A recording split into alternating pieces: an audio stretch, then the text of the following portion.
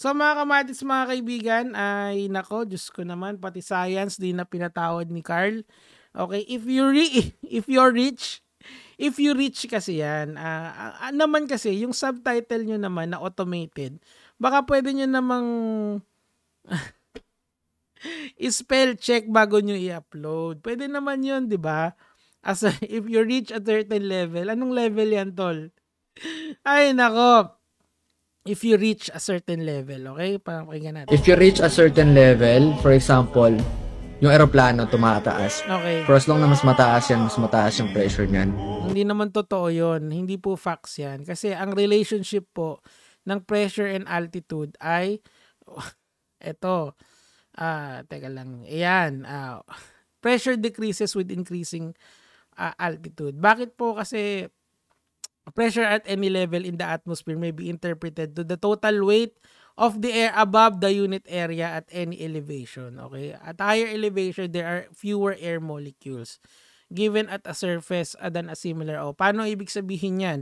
Ngayon, mga kamatis, mga kaibigan, hindi ko naman sinasabi na subject matter expert ako pagdating sa science. Okay? Meron din akong flaws. Marami akong flaws. Kaya nga, I regret, isang sa mga regret ko yan is not really taking my education career seriously. Pero ngayon kasi parang I'm given a second chance kasi yung degree ko, nagagamit ko ngayon.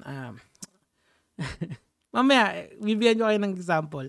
Pero I think the best teachers are those who can teach everyone a difficult concept in a easy manner. Yun yung gusto namin para mas ma-communicate namin yung understanding sa lahat ng tao. Ayoko kasing nag-gatekeep ng knowledge. Gusto ko lahat tayo pantay-pantay ang kaalaman. This is why mas maganda yung persona ko as debunker. Kasi nako-correct ko yung mga ganitong klaseng kamalian. Hindi mo kinagaling yon, Carl. Yung may background music tapos kung ano-ano yung sinasabi mo. Tol, ako bibigyan kita ng advice bago uli natin i-explain to. You sound stupid. Hindi ko sinasabi yan para pahiyain ka. I think many people have done that already. I'm saying that out of concern. You honestly sound stupid. Okay? The only cure for that is for you to go back to school and try to take at least ano yun, yung IELTS ba yun? IELTS yung para sa English. Kasi una, ang dami mong word fillers technically, end of the day. Tapos ang dami mong mga concepts na mali-mali ka. So the only cure for that is for you to study. I know na malaki na yung kinikita mo. Pero kung ganyan yung coach ko, naka-bullshitan lang ang sinasabi at ginagaya lang halos lahat ng naririnig niya sa TikTok, medyo maiiwasan ko na yan. Kasi I don't think you're knowledgeable enough to spread wisdom. Siguro, doon sa subject matter expertise mo, ano yon? Kung ano man yung ginagawa nyo sa freelancing, mga subject matter expert daw kayo dyan Pero that is yet to be seen, di ba? Kasi hindi talaga naman namin alam kung saan galing yung pera nyo, sa freelancing ba o sa pagbebenta ng digital course. Anyway, Carl, bumalik na tayo dun sa usapan. So ano ba yung pressure at saka ano yung relation niya sa altitude? Okay? Pressure, according to Google mo lang, pressure with height.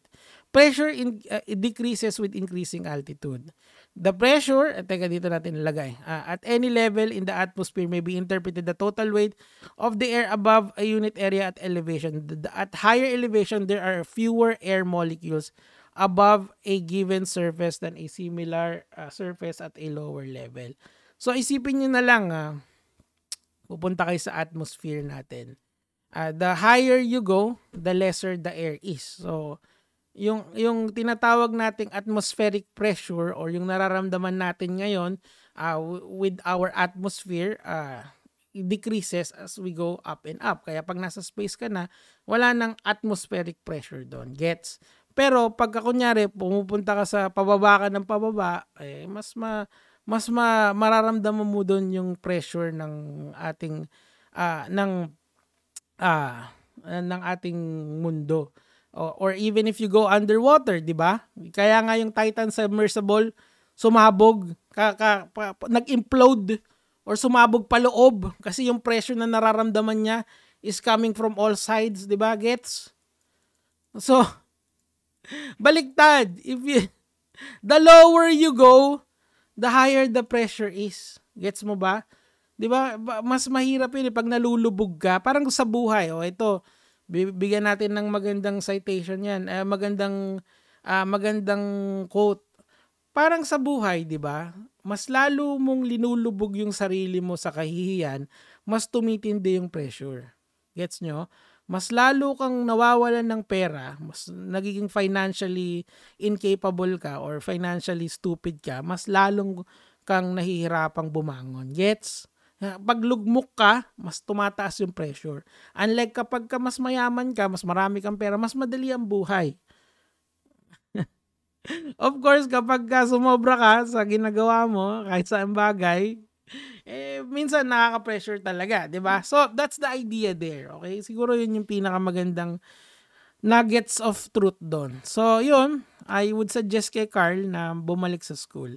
Okay lang naman yun. Anyway, tuloy na natin. Okay. And eagles flies in a certain altitude. Yes. Eagles fly in a certain altitude. Pati yung mga eagle, dinamay mo. So, somehow, you need to keep up. Sa akin ngayon, yes, I'm hard. Okay, meron naman, ano yun, may limit ba yung kung paano yung paglipad ng eagle? Okay, what is the point there? Kasi pag tumaas siya, mas mataas na yung pressure. Kung hindi niya naman kailangan tumaas, tandaan mo, animals do things point A to point B for survival purposes. Pupunta dito yung eagle, pupunta doon yung eagle to survive regardless of altitude. Gets? So, hindi dahil nape-pressure siya. Kailangan kong tumaas, sabi nung agila. Hindi ganun biology, simple biology na naman. Hindi ko alam. Siguro sa utak niya, man, I sound really cool. Gaganon siya. Pero fuck, man. Nakaka-disappoint. Harvesting it, but somehow, kailangan ko siyang itanim ulit. Kasi yun? Hindi. Airplane, eagle, tanim ulit. Ano sa naman? Airplane, eagle, harvest. Saan tayo papunta? Reach a certain... Galing tayo ng eroplano. Tapos bumaba tayo sa eagle. Tapos naging magsasaka tayo. Saan tayo papunta? Ayun, tapong basura. Ngayon, meron kasi kaming, meron kaming biruan ng sa education. Kasi ngayon, nung panahon ko kasi, ang trip nilang philosophical theory pa sa pagtuturo, yung constructivism. Basically, ang sinasabi nun, kailangan active learners yung mga bata. Or na-experience, para mas madali nilang mag-gets yung mga mahihirap na concept. Kailangan pa experience mo sa kanila directly. That's why, sa science, meron kayong lab work, okay? Para makita nyo yung real world ideas, real life ideas ng mga tinuturo sa inyo, yung mga concept. Kunyari, pressure. So, sa'yo, Carl, try mong pigain yung tigyawat mo. Pindutin mong ganun, di ba? Kasi ang definition kasi ng pressure is force over area. Di ba? So, pag pinindot mong ganun, you are applying pressure to your tigyawat. Now, tumapat ka. Yan, di ba yan? Nasa high-rise kasi siya na condominium So, dapat kung totoo yung sinasabi mo na as you go higher, the pressure increases, dapat iba yung mararamdaman mo habang umaakyat ka, mas mabigat sa mukha mo, di ba? Or mas parang ang bigat sa pakiramdam habang umaangat ka ng umaangat. Di ba hindi naman?